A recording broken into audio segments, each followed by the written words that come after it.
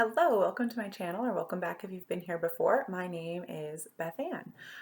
It's been a bit of a weird week. I have very sensitive skin and I used my body wash on my face, so you might still be able to see kind of splotchiness and down my neck. It's finally going away, but in my videos last week, if you thought I looked puffy, like I had to get hydrocortisone cream and stuff because my face went and like major rash. So that's why I might have looked weird in my videos last week and still look a little bit weird this week. But yay for bad image technology because my camera blurs everything out. Poor computer camera. Also, this is hilarious. You can see my pandemic haircut because I cut my hair myself, and so it's longer on this side than on this side, which doesn't really matter so much because I have wavy hair, but it amuses me every time I notice it. So anyway, my rash has gone down. I called the dermatologist and he was just like, yeah, don't use soap that irritates your skin, you doofus. And I was like, thanks, dude. Cool, gonna try harder. So anyway, that's how my week has been going. But anyway, now it's Tuesday, Tag Tuesday. So today I want to do the Omnivore Reader Tag, which was created by Emma over at A Cup of Books. So I will link to her announcement video below. This tag was created a couple months ago. So I'm a bit behind. I was tagged by Katya Weinert. I will link to her video below as well. Almost a month ago now, March 5th. No, it's not almost a month ago, a couple weeks ago, March 5th. So finally doing it. So the idea of this tag is you pick 4 genres that you really like, and for each of those 4 genres you answer 3 questions. So the questions are, what is your favorite book in that genre?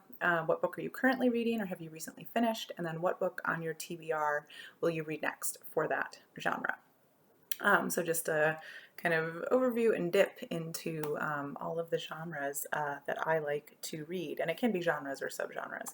So the ones I picked were one, a genre that I'm not really sure how to categorize, but kind of like older women's fiction, if that makes sense. So I'll explain in a moment.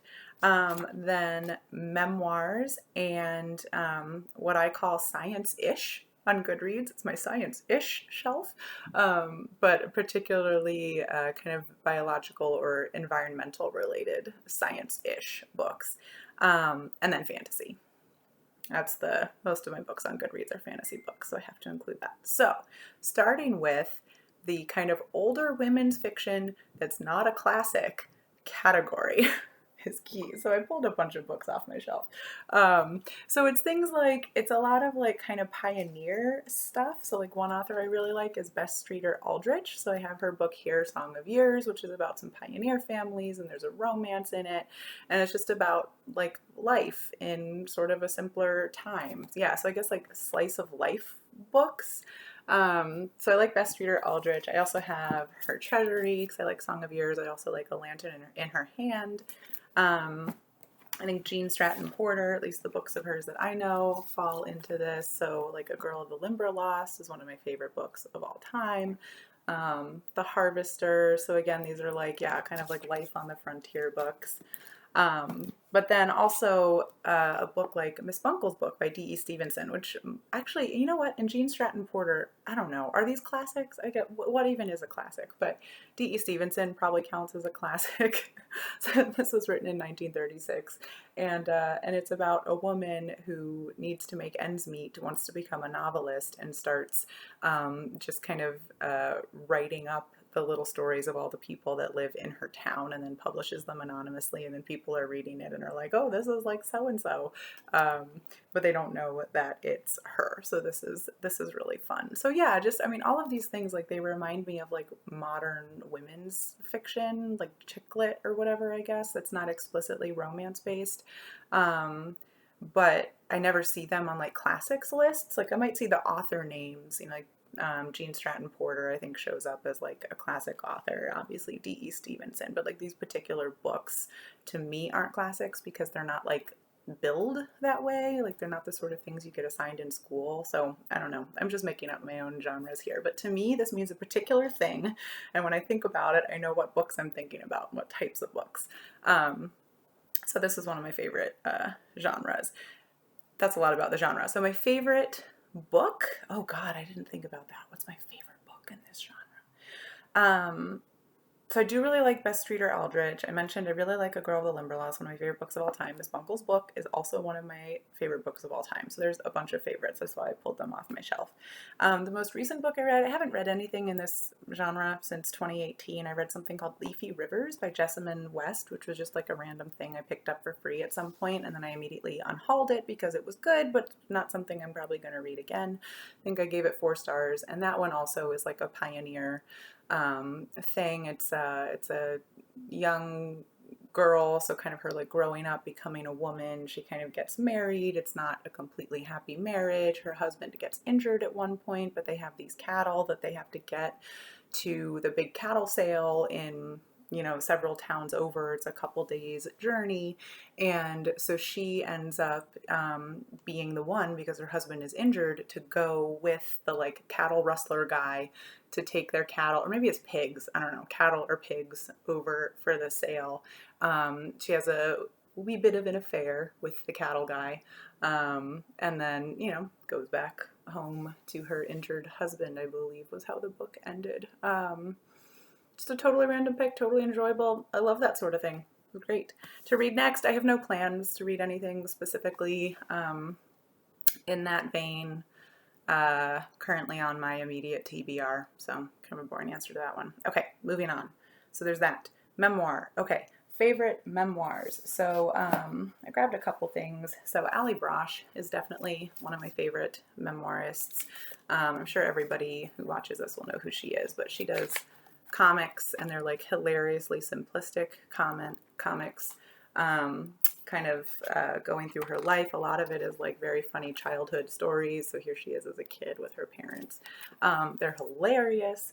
And then a lot of her books about her, a lot of her comics about kind of her present life and adult life deal with her struggles with depression, and a lot of funny stories of being a pet owner and stuff. So it's just like, it's a great poignant mix of truly hilarious stuff with some very real stuff, struggles of mental health and everything. And so these I can just reread over and over, even though I know the punchlines and the stories. They're really great.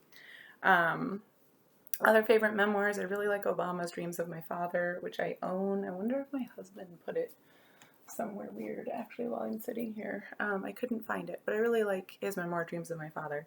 And then another one I really like is this one, Blood Done Sign My Name, which is part memoir, part history. So it's by Timothy B. Tyson, and it's partly kind of his story growing up in the 1970s in a small town, Oxford, North Carolina, which was the scene of a very violent killing of a black man, sort of a random, but obviously like racial tension driven killing in 1970, when Timothy Tyson was a young boy growing up in Oxford. And, so growing up there, so it's partly kind of interweaving like his experience of what happened in his town as a result of that, and some of the things he would hear from his parents and things like that, and with the, kind of the true story of what was unfolding at the local stage, kind of legally and politically and socially in the wake of that event. So this is just an amazing book. It's incredibly well written, and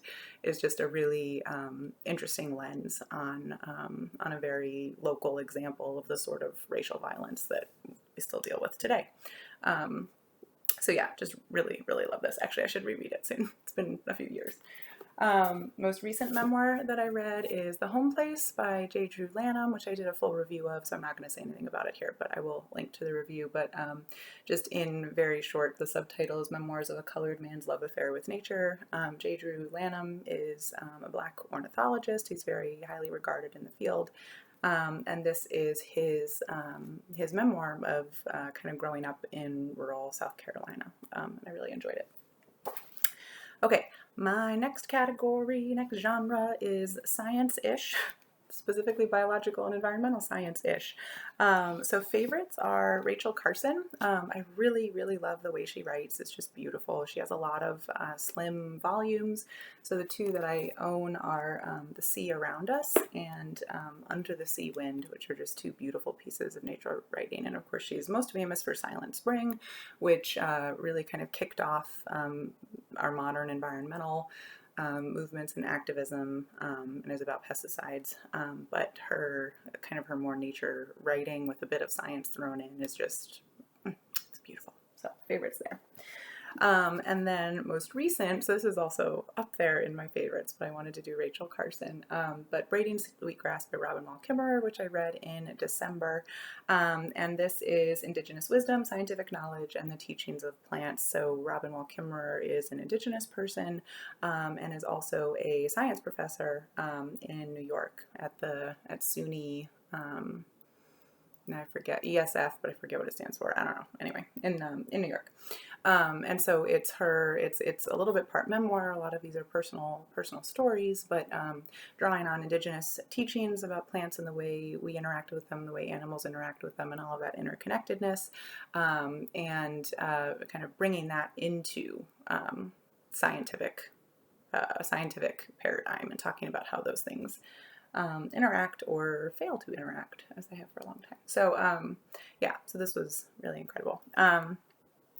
To read next, I don't have an exact plan like for the next month or two, but one that I'm really excited to get to is something that I bought recently from Princeton University Press called Extreme Life of the Sea, which I forgot to pick up, even though it's near my desk. But it's just like a cool natural history writing about some of the cool, exciting creatures that live under the sea. So I'll put the cover up. Oh, and I forgot to mention my next read for the memoir category is Ecology of a Cracker Childhood by Janice Ray, which is her memoir of growing up in a poor family in kind of the longleaf pine region of Georgia, which is a really cool ecosystem that I love.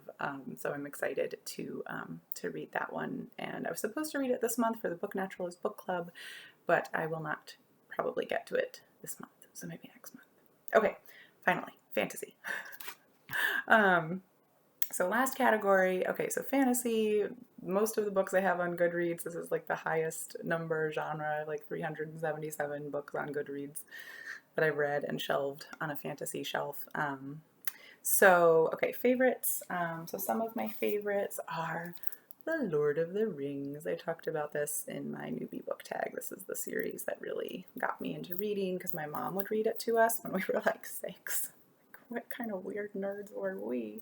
So yes, I love The Lord of the Rings. But another favorite I wanted to mention, Margaret Weiss and Tracy Hickman, the original trilogy and their whole Dragonlance saga, the Chronicles trilogy, was also just an early favorite for me that I keep rereading over and over again, and will always reread and always love, and is a good example of epic fantasy, but with a whole bunch of humor. It doesn't take itself too seriously. So really love those. Most recent read was Ship of Magic by Robin Hobb. Magical ships, pirates, ancient magic, family drama.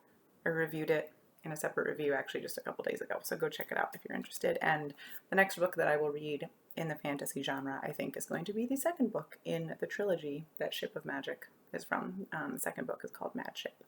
So I think that wraps up my Omnivore Reader Tag.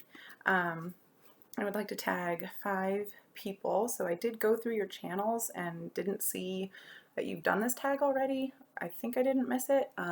But if you've already been tagged, I apologize for tagging you again, but now maybe you'll actually do it. So I'm going to tag Margaret Pinard, and these are all people who read a variety of genres, and that's one of the things that I really like about their channels, is that I just get to hear about all kinds of books in all different genres, and I really appreciate that. So tagging Margaret Pinard, tagging Amy at A Star Reads, Liz at For Booking Out Loud, Kazan at Always Doing, and Kazan, if you watch this, one of the things I think would be really cool is if you did just like a fantasy version of this with like 4 fantasy, or sorry, oh my gosh, did I say fantasy? I meant romance version of this with like 4 subgenres of fantasy, since you read so widely in that genre. But really anything you wanted to do, I would totally watch. And then Rana Najar, who also reads a whole bunch of different genres. So I hope some of you do it. I will come check out your videos. And let me know what your favorite genres are in the comments below, or if you have an alternate name for that first genre I mentioned, the like older women's lit, chick lit, something, slice of life, pioneer life, but also including British villages. That's not a classic. If you have different ideas for how to name that genre, please let me know in the comments below. All right, thanks for watching if you stuck around this long, and if you're not already subscribed to my channel, please hit the subscribe button below. I'll see you in the next video. Thanks. Bye.